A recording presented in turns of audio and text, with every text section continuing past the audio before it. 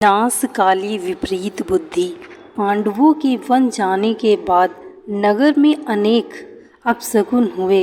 उसके बाद नारद जी वहां आए और उन्होंने कौरवों से कहा कि आज से ठीक 14 वर्ष बाद पांडवों के द्वारा कुरुवंश का नाश हो जाएगा। कुछ द्रोणाचार्य की बात सुनकर धृतराष्ट्र ने कहा, गुरु जी का कहना ठीक है, तुम पांडवों को लौटा लाओ।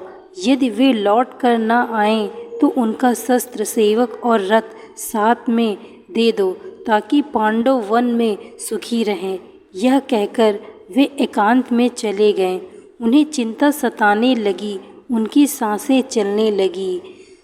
उसी समय संजय ने कहा, आपने पांडवों का राजपाट छीन लिया, अब आप शोक क्यों मना रहे हैं? संजय ने धृतराष्ट्र से कहा, पांडवों से वैर करके भी भला किसी को सुख मिल सकता है?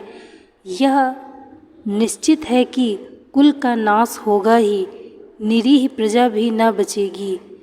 सभी के आपके पुत्रों को बहुत रोका पर नहीं रोक पाए।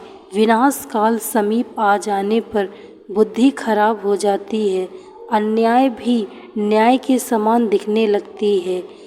वह बात दिल में बैठ जाती है कि मनुष्य अनर्थ को स्वार्थ और स्वार्थ को अनर्थ देखने लगता है तथा मर मिटता है।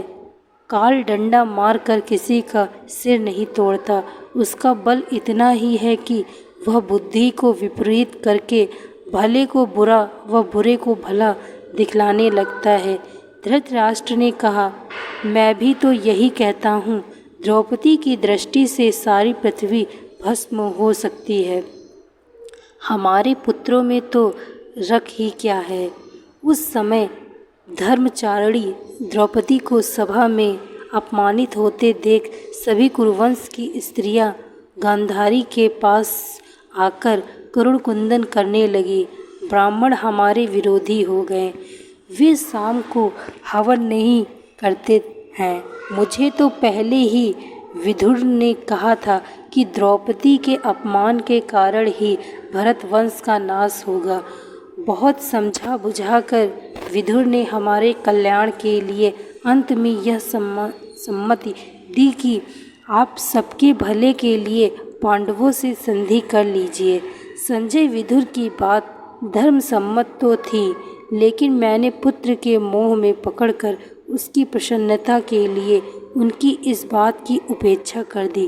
Thank you so much watching this video. Like, share and subscribe.